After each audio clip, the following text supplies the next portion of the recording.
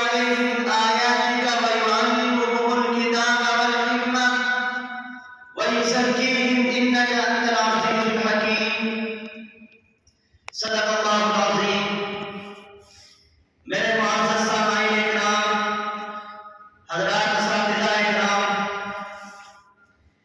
ایک موقع پر آپ صلی اللہ علیہ وسلم نے ارشاد فرمایا کہ میں اپنے والد حضرت ابراہیم خلیل اللہ علیہ السلام کی دعا کا ثمرہ ہوں. حضرت ابراہیم خلیل اللہ علیہ السلام کی اس دعا مستجاب کی تلاوت میں نے آپ حضرات کے سامنے کی ہے، جس کا ترجمہ یہ ہے: اے ہمارے پروردگار عالم، ان لوگوں میں ایک ایسا رسول مبعوث فرما جو انہی میں سے ہو، اور وہ رسول تیری آیتیں ان کے سامنے تلاوت کرے، ان کو کتاب اور دانائی کی باتیں سکھلائے، ان کو پاک اور صاف کرے. بے شک تو ہی بڑا زبردست اور بڑی حکمت والا ہے. میرے دوستو، آج سے 1400 سال پہلے عرب کی ویران وادی میں ایک بہار آئی تھی. بی بی آمنہ کے آنگن میں ایک سدا بہار پھول کھلا تھا، جس کی مہک اور خوشبو سے آج ساری دنیا معطر ہو گئی. دلوں کے خلوت کدے روشن ہو گئے. تھکی مانتی انسانیت کو شادمانی نصیب ہوئی. نسل آدم کا وقار بلند ہوا. شب انسانی کو سربلندی ملی. در و آفتاب کی چمک ملی. یہ آنے والی بہار اور کھلنے والا پھول حسن اجل کی تجلی حضور حضور محمد علی صلی اللہ علیہ وسلم کی ذات اقدس کی. میرے دوستو، حضرت آمنہ فرماتی ہیں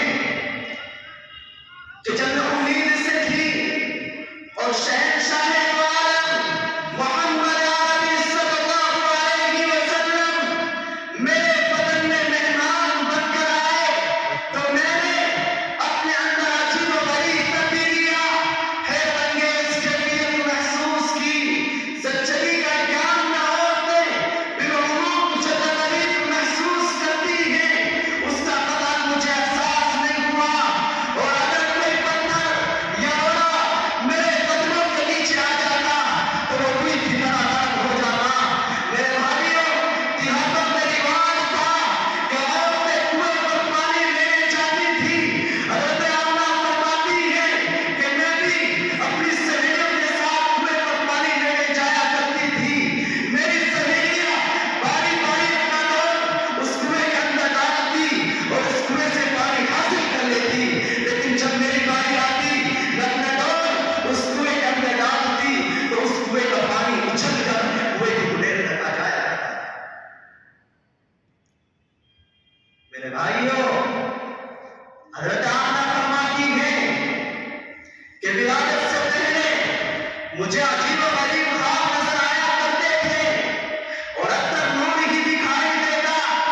ایک روز میں نے اپنی سہیلیوں سے بتایا کہ جب سے بچہ میرے پیٹ میں آیا ہے، میرے شکم میں آیا ہے، میں عجیب و غریب خواب دیکھتی ہوں. تو وہ عورتیں کہنے لگی: ہاں بہن، ان ایام میں سائے کا در ہو جاتا ہے. ہم تو ان ایام میں ایک لوہے کا گلا بنواتی ہیں اور اس گلے کو اپنے گلے میں ڈال لیتی ہیں. آپ بھی ایسا ہی کرو، پھر آپ کو خواب نظر نہیں آئیں گے. تو حضرت آمنہ نے فرمایا کہ میں نے ان کے کہنے پر ایک